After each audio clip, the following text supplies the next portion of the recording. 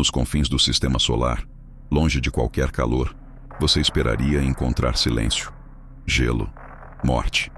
Mas o universo não funciona assim. As imagens capturadas pelas sondas mais avançadas da NASA mostram algo que desafia qualquer lógica. Estruturas que não deveriam existir, forças que não conhecemos aqui na Terra. E no centro de tudo isso, uma lua que é, sem exagero, o lugar mais vivo de todo o sistema solar. Ela não está parada no tempo. Ela está em guerra.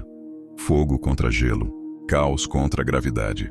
Um conflito que dura há bilhões de anos e que transforma completamente a paisagem desse mundo a cada erupção, a cada tremor, a cada segundo. E os cientistas ainda estão tentando entender o que alimenta essa batalha interminável. Mas antes de chegar lá, precisamos entender onde ela está e por que a posição dela muda absolutamente tudo. Júpiter não é apenas um planeta. É quase um sistema solar em miniatura. Quase 100 luas já confirmadas. E esse número ainda cresce à medida que telescópios mais poderosos vasculham as sombras ao redor do gigante. A maioria dessas luas é pequena, irregular, irrelevante, pedaços de rocha capturados pela gravidade ao longo de bilhões de anos. Mas 4 delas são completamente diferentes. 4 delas são mundos. São as luas galileanas, descobertas no século XVII por Galileu Galilei, com um dos primeiros telescópios da história. Uma descoberta que revelou que a Terra não era única e que o universo era muito maior do que qualquer um imaginava. Cada uma dessas 4 luas parece ter saído de um universo diferente. As mais distantes, Calisto e Ganimedes, são gigantes cobertas de gelo e rocha, superfícies antigas marcadas por crateras sobre crateras acumuladas ao longo de eras geológicas. São mundos silenciosos, praticamente congelados no tempo, como fotografias do passado distante do sistema solar. Mais próxima de Júpiter vem Europa, um dos lugares mais intrigantes de todo o sistema solar. Por fora, uma casca de gelo lisa e branca. Por dentro, um oceano de água líquida, vasto, escuro e potencialmente habitável. Muitos cientistas acreditam que, se a vida existe em algum lugar além da Terra, Europa é uma das apostas mais sólidas. Mas nenhuma dessas luas chega perto do que você está prestes a descobrir. Porque então chegamos à mais extrema de todas. Io, orbitando a apenas 350 mil quilômetros de Júpiter, praticamente a mesma distância que separa a Terra da Lua. Ela tem quase o mesmo tamanho do nosso satélite natural. Mas tudo o mais é completamente diferente.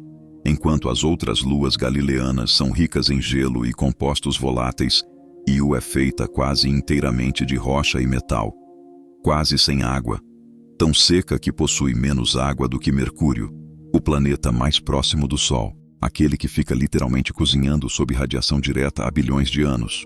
Isso faz de Io a lua mais densa de todo o sistema solar, mas não é a composição que a torna única. O que torna Io verdadeiramente singular está na sua superfície, no que acontece ali, a todo momento, sem parar.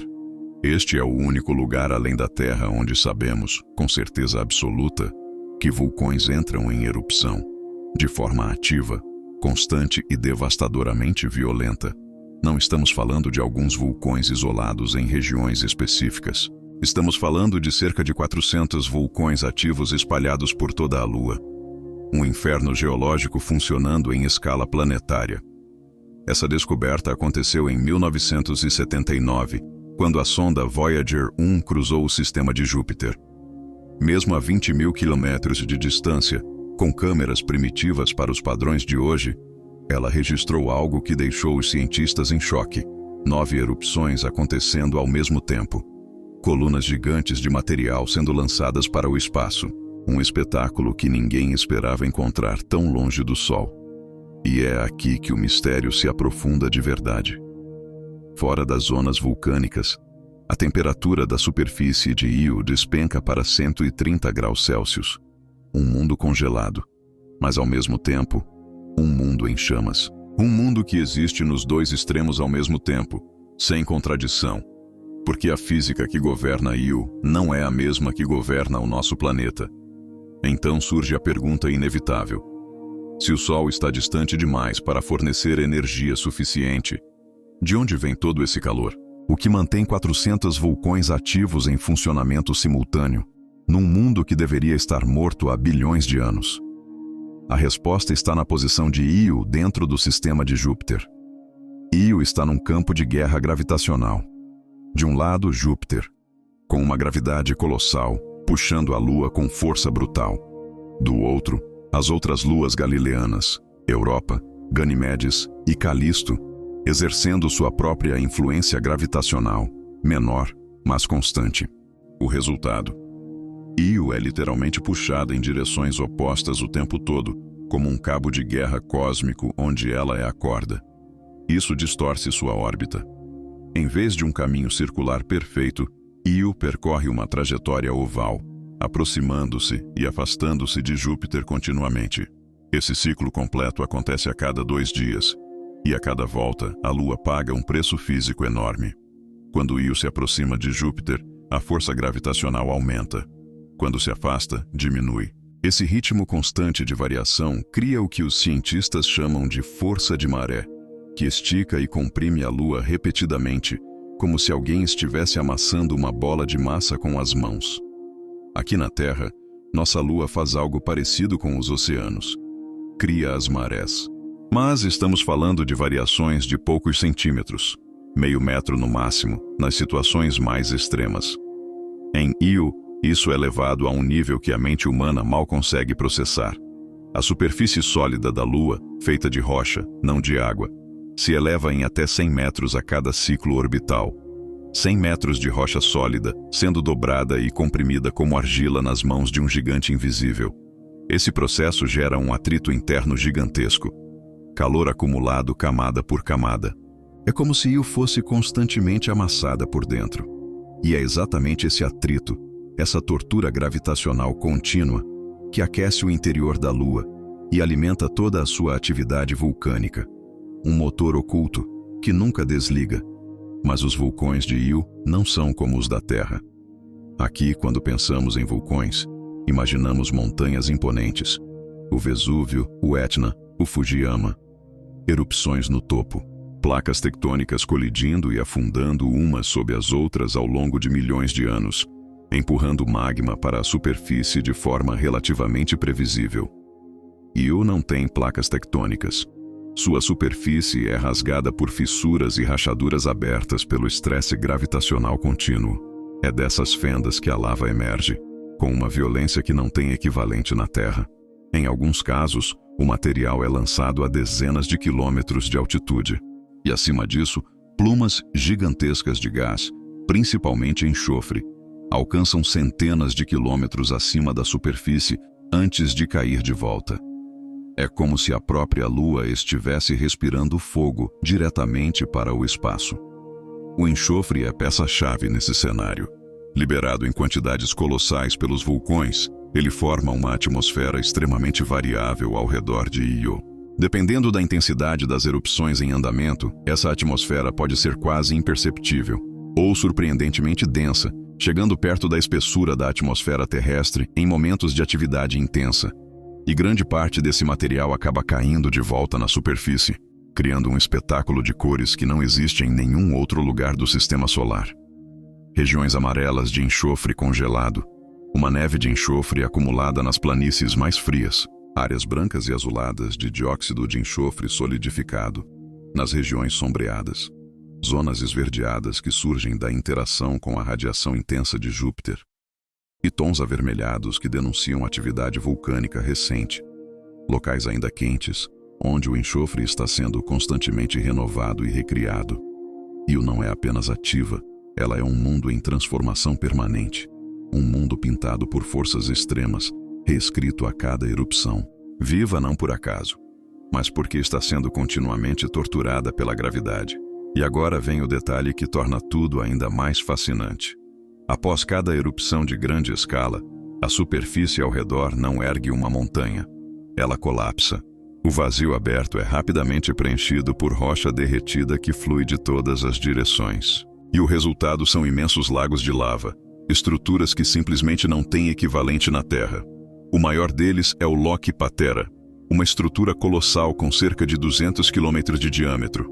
No centro, Uma ilha de rocha solidificada, cercada por um oceano ativo de magma incandescente, que circula lentamente como se seguisse uma corrente submersa invisível. Você poderia imaginar que Io funciona como a Terra, com uma crosta sólida flutuando sobre um oceano global de magma. Mas não é isso que os dados revelam. O campo gravitacional de Io é irregular. Isso revela algo perturbador. O magma não está distribuído de forma uniforme. Ele existe em bolsões isolados, concentrados onde a deformação das forças de maré é mais intensa. Io não tem um único coração de magma pulsando no centro. Ela tem centenas de motores vulcânicos independentes, cada um funcionando no seu próprio ritmo. É isso que torna os vulcões de Io tão imprevisíveis, tão variados, tão impossíveis de catalogar completamente. Mas então surge o maior mistério de todos, aquele que ainda não tem resposta definitiva. Se Io não tem placas tectônicas e seus vulcões não formam montanhas, de onde vieram aquelas estruturas colossais que se erguem na superfície? Um dos exemplos mais impressionantes é a Steeple Mountain, uma formação de 5 a 7 quilômetros de altura, com um perfil que lembra o pináculo de uma catedral gótica recortado contra o espaço, ou, para quem conhece a referência, o olho de Sauron de O Senhor dos Anéis, uma estrutura solitária, imponente, sem nada ao redor que explique sua existência.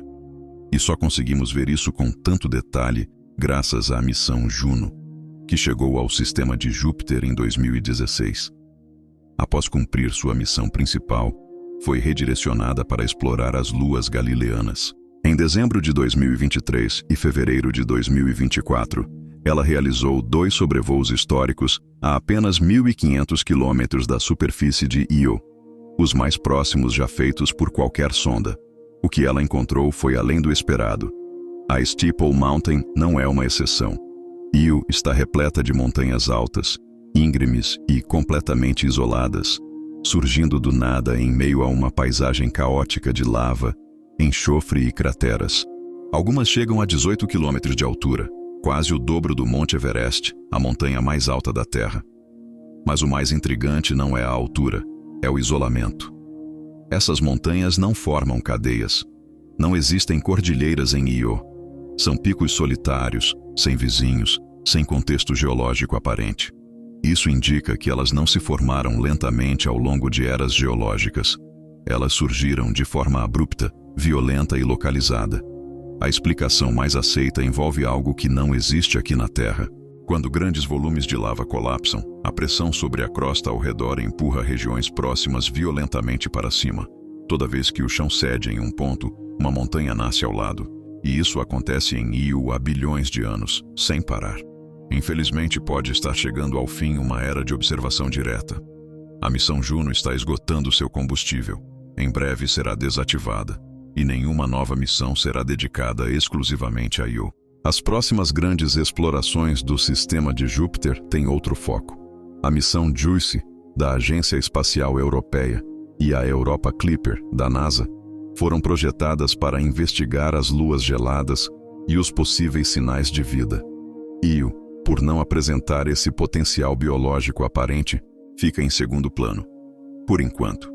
Porque com novas tecnologias, novos foguetes e uma nova corrida espacial em andamento, é completamente possível que em um futuro não tão distante, consigamos explorar o sistema solar profundo com o mesmo nível de detalhe que hoje exploramos Marte. E quando esse dia chegar, Io certamente voltará ao centro das atenções.